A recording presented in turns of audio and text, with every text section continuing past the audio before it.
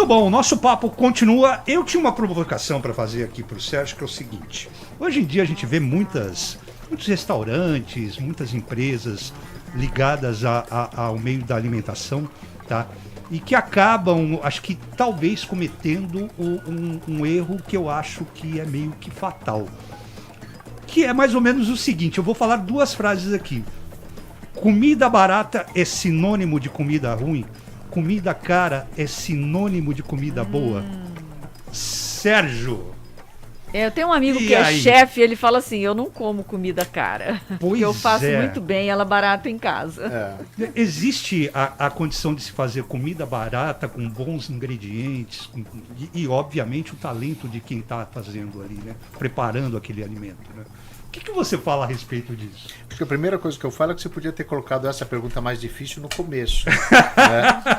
Mas, assim, eu acho que a visão é preço é uma coisa, valor é outra. Uhum. Né? Então, a gente tinha falado agora há pouco, quer dizer, R$50 para alguém pode ter valido muito a pena e foi barato, e os mesmos R$50 pode ser caro porque não valeu a pena do outro lado. Então, a primeira coisa é, não dá pra gente ser muito puritano e falar, não existe nenhum limite entre preço e qualidade, ou bom e barato, porque existem ingredientes que você não compra sem dinheiro, né? Sem um dinheiro a mais. Né? Então você fala o seguinte, você quer fazer um prato que leva polvo, o polvo não custa pouco. Né? Eu quero usar, sei lá, um azeite trufado, custa caro, ponto. Então, acho que a gente tem que separar só um pouquinho assim. Tem elaborações que consomem ingredientes que custam mais caros. Mas isso não significa que alguém que usou esses ingredientes mais caros fez um prato bom. Que seja bom. Que seja bom. Certo. É verdade. Né? Eu citei o exemplo sem querer do polvo. Né? Se o polvo, por exemplo, se você errar um pouco o cozimento do polvo e ele estiver emborrachado, você pegou um prato. Você não come. Então, e o pior é que você gerou uma expectativa, voltando para aquela questão de expectativa e percepção, expectativa e satisfação, você gerou uma expectativa alta porque o cara foi comer um prato caro, porque é um prato preparado com ingredientes caros, e de repente ele saiu muito frustrado, porque ele tinha uma expectativa alta, ele deixou um dinheirão e saiu de lá insatisfeito. Que é até mais grave do que você estar com uma expectativa baixa, gastar pouco e não ficou muito feliz, né? Então eu acho que a primeira coisa é, assim, tem um degrau aí também de quais são os ingredientes, qual é o prato que você imagina. Agora, na real, eu concordo exatamente com o que você falou, ou até com esse chefe amigo. Pois é, eu te fiz essa provocação pelo seguinte, porque tem, por exemplo, determinados empresários, determinados profissionais da área, que o cara, de repente, ele começa a ter uma queda ali por uma conta de uma circunstância no faturamento dele. Ele começa a reduzir custo, tá barateando a matéria-prima que ele usa ali para fazer o prato dele. O preço da carne, por exemplo. O preço da carne, por exemplo. Bem colocado, Érica. Isso, de uma certa forma, acaba impactando. Total. Total. E o que acaba acontecendo é quando você faz, né, o nomezinho disso até é downgrade, né, quando você pega um prato que já existe e você fala, eu vou fazer esse mesmo prato piorando o insumo ou a matéria-prima que eu tenho para fazer esse prato. Se você considerar que a maior parte dos estabelecimentos, pega um estabelecimento que já existe há anos aqui na região, ele tem a maior parte dos consumidores dele são consumidores frequentes, que já tem uma referência daquele prato. Quando você pega um prato já existente e usa uma matéria-prima inferior, a probabilidade do cara perceber é grande. É enorme. Ou de um cliente novo que fala, sei lá, esse picadinho nesse restaurante é pior do que o picadinho do outro. Então, normalmente o que se faz não é você fazer uma substituição de ingredientes por ingredientes de qualidade inferior para conseguir segurar o preço quando ele está em alta, que é o que a gente está vivendo hoje. Tá? Na verdade, você tem uma combinação fundamentalmente de duas alternativas.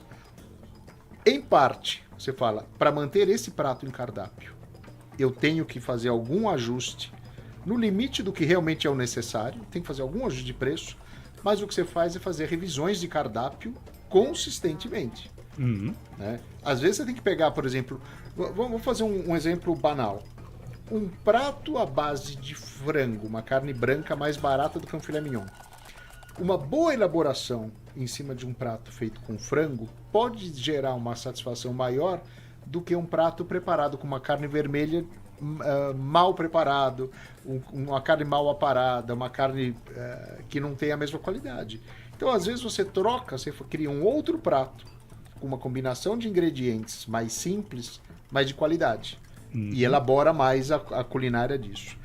Mas só para completar a tua pergunta, Tom, com uma das pesquisas, né, que a gente realiza habitualmente quando você pergunta para o dono do estabelecimento, né, o dono do restaurante, olha, como é que você tem lidado com os aumentos de custos, que a gente já tem isso desde o segundo semestre de 2020, essa escalada de custos no nosso setor.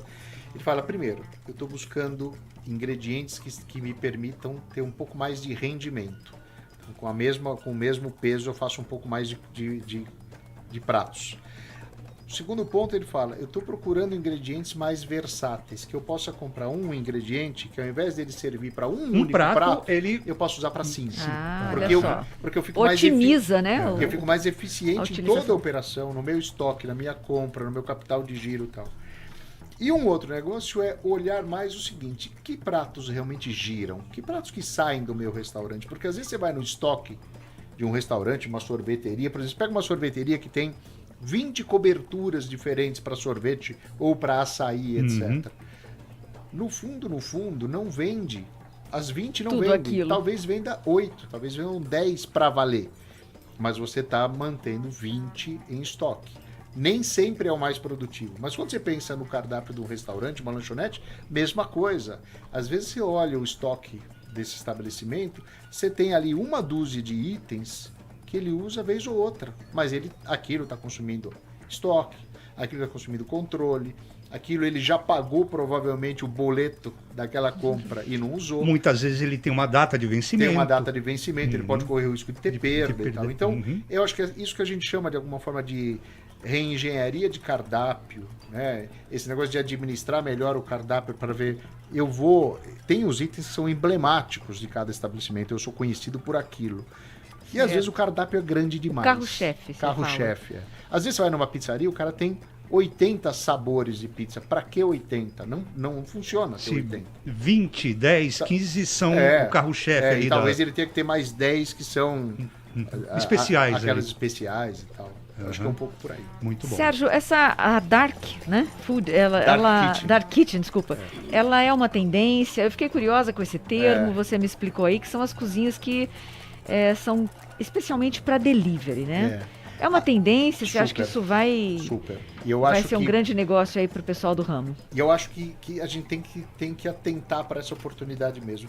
Até originalmente o nome disso era mais Ghost Kitchen, né? Que era cozinhas fantasma, né? Cozinhas fantasma justamente porque você não enxerga, o consumidor ele não enxerga a cozinha, e essa é a ideia, um restaurante que não recebe o consumidor presencialmente, ele não vai comer na mesa ou no balcão, ele pede pelo delivery, pelo aplicativo, pelo marketplace e coisa do tipo. Então é uma cozinha focada só em delivery.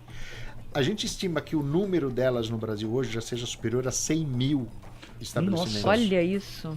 Por quê? Porque às vezes é um cara, né, que ele não quer ter o investimento, o gasto para manter uma estrutura maior, um salão para receber o consumidor, ou o garçom, né, o ar-condicionado, a iluminação, a mesa, a toalha, a cadeira, e aí vai, né?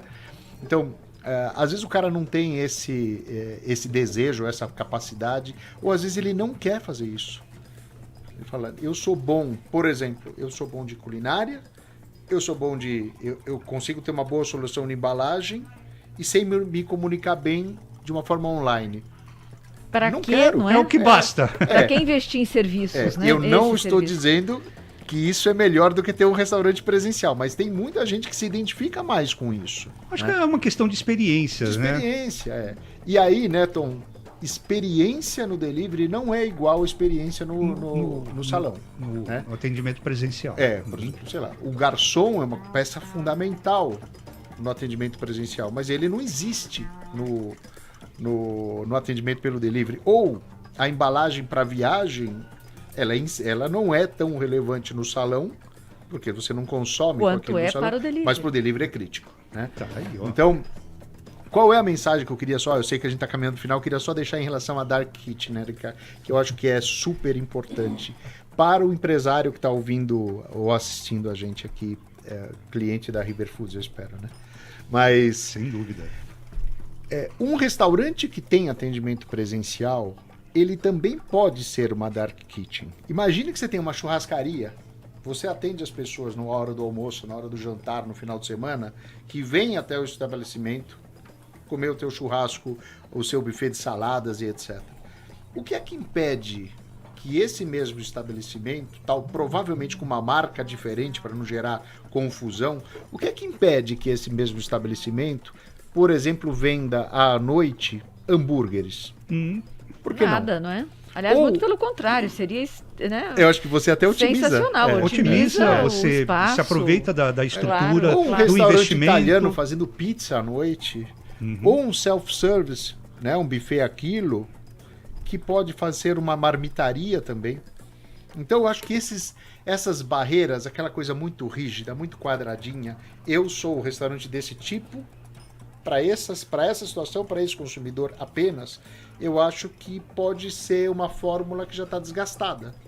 Então, naquela visão do híbrido que a gente estava comentando, talvez esse empresário hoje, ele possa se perguntar o seguinte, olha, com o que eu faço, com o que eu sou, na região onde eu estou, com o tipo de produto que eu sei lidar e o tipo de consumidor que eu tenho, será que não tem uma oportunidade de fazer alguma outra variedade, alguma outra especialidade, especificamente no delivery?